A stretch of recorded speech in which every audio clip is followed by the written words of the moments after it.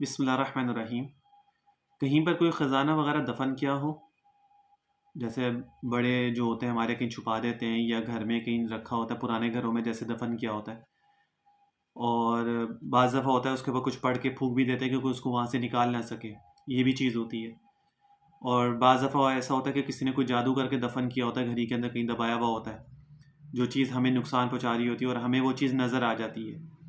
تو اس کو ویسے آپ نے نہیں نکالنا، اس کے لیے ایک نقش ہے اور ایک عبارت ہے۔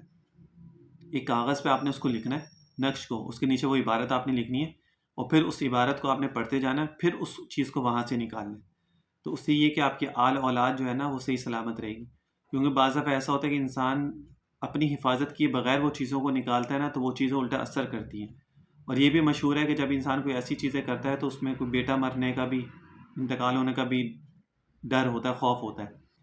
تو ویسے بھی جب آپ کو کوئی، جیسے آپ کے گھر میں کوئی چیز پھینک دیتا ہے، کوئی چیز ایسی آپ کو ملتی ہے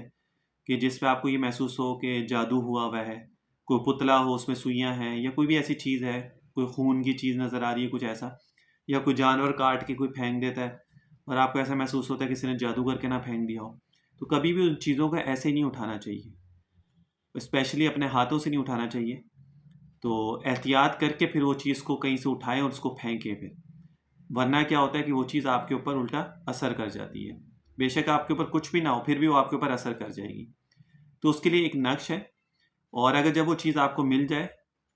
کوئی مال وغیرہ آپ نے کوئی دفن کیا، اگر آپ کو وہ مل جاتا ہے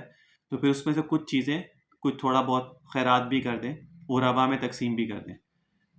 اور دوسرا یہ کہ نقش اور جو عبارت ہے وہ ویڈیو کے آخر میں آپ لوگوں کے ساتھ شیئر کر دوں گا، آپ نے ویسے ہی اس نقش کو لکھنا ہے اور نیچے عبارت لکھنی ہے، اور جب وہ چیز نکالیں تو اس عبارت کو پڑھتے ہوئے نکالیں، تو ان شاء اللہ تعالیٰ وہ جادو وغیرہ یا کوئی بھی اس طرح کا جو مسئلہ، اگر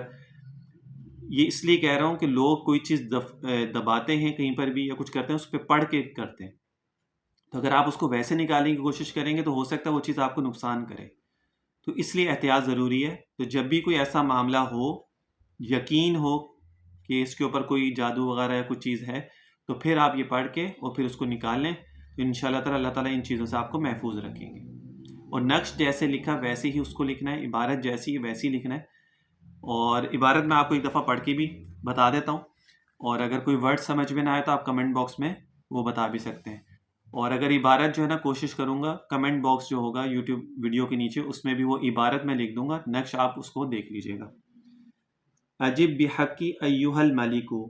ہم تلفا یا ایلو بت یا ایل الرئیسو، بس یہ عبارت ہے، چھوٹی سی عبارت ہے، تو آپ اس کو پڑھتے جائیں اور پھر وہ چیز نکالیں، انشاءاللہ تعالیٰ اس سے آپ کو اللہ تعالیٰ محفوظ رکھیں گے۔